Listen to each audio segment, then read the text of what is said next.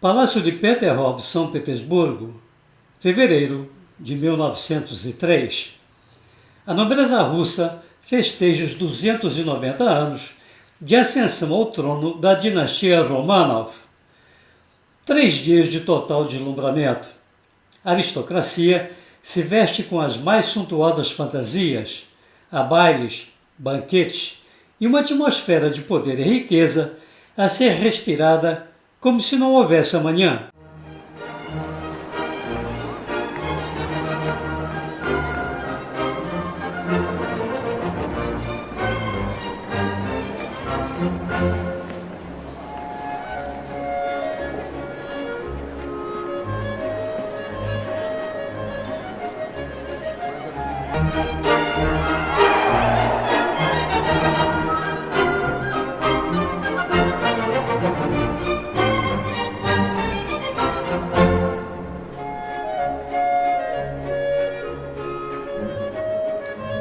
Sem o saber, estavam certos.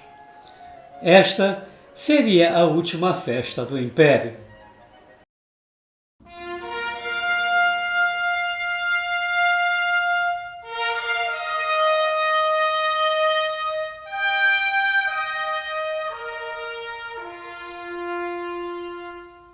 Em 1903, o imenso Império Russo era um barril de pólvora. Desde as últimas décadas do século anterior, o país, de dimensões quase incompreensíveis, era um oceano de pobreza com algumas pequenas ilhas de fausto e cintilante opulência. Um abismo social de contrastes cruéis e inaceitáveis. Foi neste ambiente e na pequena comunidade rural de Pokrovskoye, na região siberiana de Tiumensk, que em janeiro de 1869 nasceu Grigori Yefimovich Novik, filho de um casal de camponeses. Muito pouco se sabe da infância e da adolescência de Grigori, mas, dadas as circunstâncias da época, presume-se que, assim como seus pais, ele não chegou a ter educação formal e, provavelmente, permaneceu no analfabetismo até o final da adolescência. O que se sabe era que o jovem Novik era propenso a meter-se em confusões e que, embora não conste de sua juventude nenhum delito mais grave, vivia envolvido em bebedeiras, arruaças e devassidão. Essa percepção é confirmada pelo seguinte detalhe. A palavra russa para devasso é Rasputny. De um determinado momento em diante, o jovem resolveu transformar o termo em sobrenome no lugar de Novik. Seria daí para frente conhecido como Grigori Rasputin. Mesmo assim, em 1887, com 18 anos, Grigori conheceu, numa viagem à cidade de Abalak, Praskovia Fyodorovna Dubrovna, uma camponesa com quem, após fazer a corte por mais de um ano, casou-se. Nos anos seguintes, o casal continuou vivendo com certa tranquilidade em Pokrovskoye. As coisas começaram a mudar em 1897. Subitamente, a personalidade de Grigori deu início a uma notável transformação, desenvolvendo um crescente misticismo a ponto de deixar sua família para trás e partir em peregrinação até o mosteiro de São Nicolau, em Verkhoturye, a 550 quilômetros de Pokrovskoye. Muito se especula sobre o que teria causado tal atitude de Grigori, então com 28 anos, 10 de casado, 3 filhos pequenos e outro caminho. Enquanto uns mencionam uma fuga para não ser punido pelo roubo de um cavalo, outros acreditam o acontecido a uma visão de Nossa Senhora. Grigori permaneceu meses em Verkhoturye e provavelmente foi aí que aprendeu a ler e escrever. Aí também evoluiu o seu misticismo e o seu fervor religioso. Ao retornar à sua aldeia, já era um homem totalmente espiritualizado, tornando-se vegetariano e abstêmio. Exercendo seu fascínio pessoal com seus 1,93 m de altura, um olhar penetrante e uma expressão facial poderosa, começou a oferecer ajuda espiritual e, eventualmente, a cura de males físicos inicialmente aos moradores de Pokrovskoye e depois aos habitantes de cidades vizinhas, aonde se deslocava em peregrinações cada vez mais frequentes e envolvidas numa aura de espiritualidade e religião. Logo, uma seita de seguidores foi se formando, tendo Rasputin como líder e guru. Naturalmente, a aldeia e seus entornos ficaram pequenos para sua fama e o tamanho da sua influência. Em 1904, com a disseminação do seu nome e de sua figura carismática por vários lugares da Sibéria, Grigori resolve abandonar sua região e parte para Kazan, aumentando ao longo do caminho sua fama de monge curandeiro. Kazan era uma cidade grande e serviu para disseminar ainda mais sua reputação de médico da alma, curador de ansiedades, depressões e outros males do espírito. Apesar de, por esta época, já terem surgido rumores de que as atividades curativas de Grigori Rasputin envolviam também práticas menos ortodoxas, como relações sexuais com suas pacientes e seguidoras, a elite eclesiástica de Kazan tinha uma impressão favorável a seu respeito. Tanto assim é que em 1905, por recomendação do bispo de Kazan, Rasputin foi enviado à capital do império, São Petersburgo. São Petersburgo daria a Rasputin a oportunidade de exercer em sua plenitude os expedientes que iriam atender à sua crescente ambição. Sua fama o precedia e foi com relativa facilidade que ele conseguiu se aproximar da frívola aristocracia russa. Era inevitável que a estranha e fascinante figura do monge siberiano despertasse a curiosidade e o imaginário de uma nobreza ávida pelo exótico e pelo excitante. Em 1905, entretanto, o Império dava sinais de exaustão. Uma sequência de fatos desastrosos, como o Domingo Sangrento, o massacre de manifestantes na Praça de Varsóvia, a derrota para o Japão em Port Arthur e a revolta do Potemkin, já estavam alimentando o germe da Revolução que viria a eclodir 12 anos depois. A insensibilidade do czar e sua incapacidade de enxergar a calamitosa situação de seu povo num país gigantesco não ajudava. Além disso, um drama familiar assolava o espírito de Nicolau II e de sua mulher, a czarina Alexandra. O casal tivera 4 filhas. As regras da sucessão real, entretanto, exigiam o nascimento de um filho varão. Sem isso, a dinastia corria o risco de desaparecer. Para a felicidade do casal, em 1904, o sonho realizou-se com o nascimento de Alexei. Rapidamente, porém, o sonho transformou-se em pesadelo. Obedecendo a uma característica genética da família da czarina, o menino nasceu hemofílico.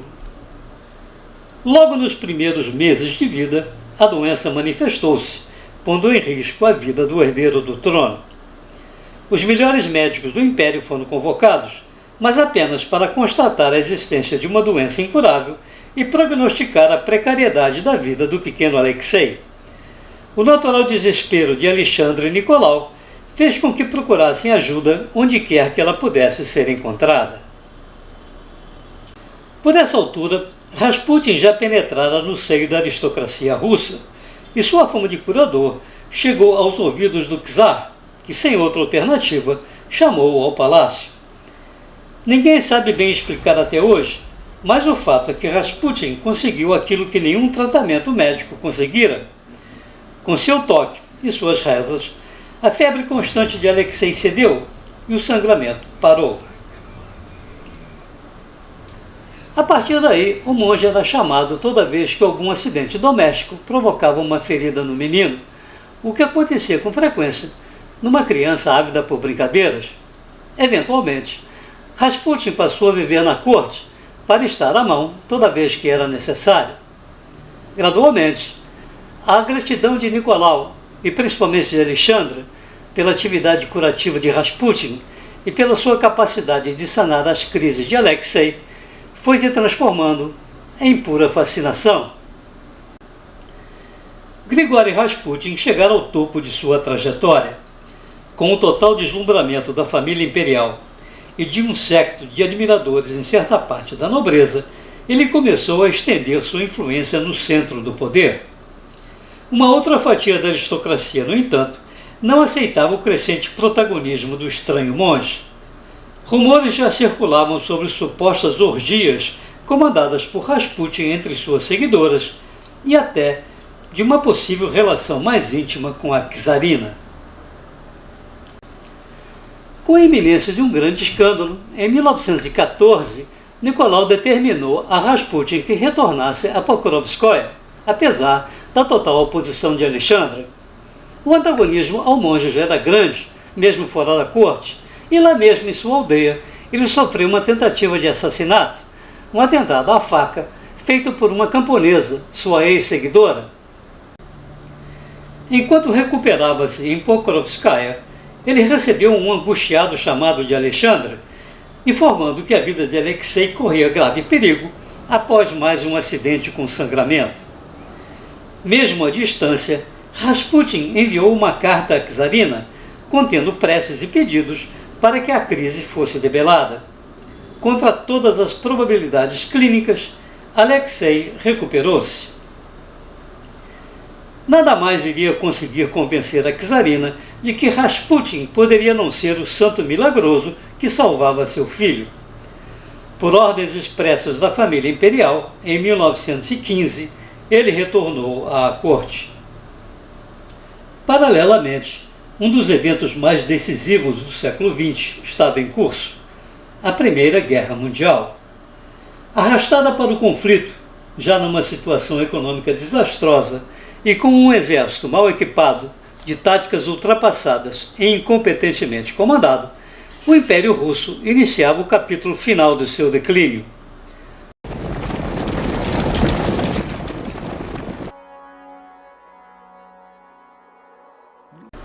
A situação no campo de batalha ficou tão complicada que, ainda em 1915, o czar Nicolau decidiu assumir o comando geral das tropas. Uma fatídica decisão. Ao partir para o fronte, ele deixava Alexandre em São Petersburgo e, com ela, no palácio, Grigori Rasputin.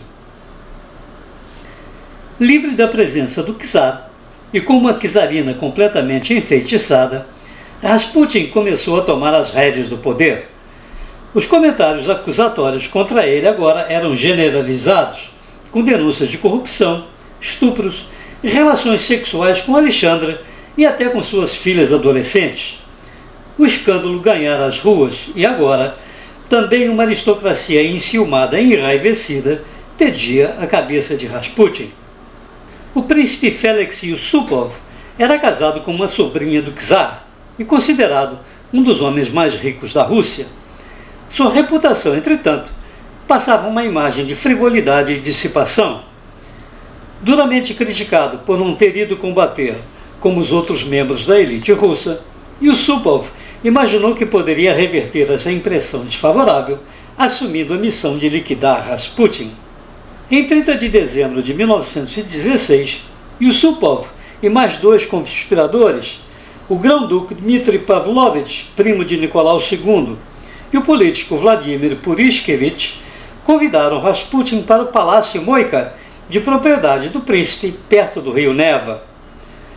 Numa sala do subsolo, haviam preparado uma mesa com doces tradicionais russos e garrafas de vinho madeira, todos envenenados com cianureto de potássio. Aí, como sempre acontece, existem duas versões para o que aconteceu a seguir. Maria Rasputin, filha do monge, e que escreveu posteriormente 3 livros sobre seu pai, afirma que ele não apreciava doces e que os 3 conspiradores simplesmente mataram-no a tiros. Outra versão, revelada pelo próprio Yusupov, num relato de suas memórias em 1928, acabou por ser consagrada, até por adicionar mais drama ao possível desenlace.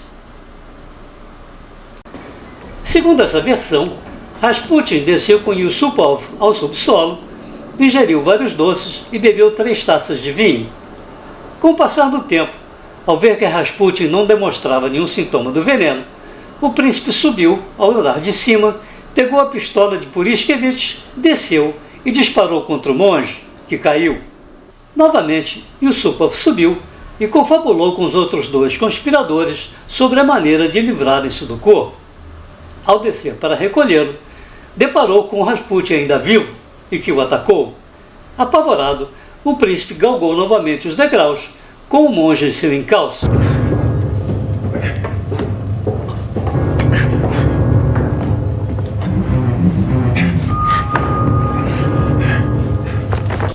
No andar superior, e já fora nos jardins do palácio, os 3 conspiradores então dispararam os tiros que, finalmente, liquidaram Rasputin.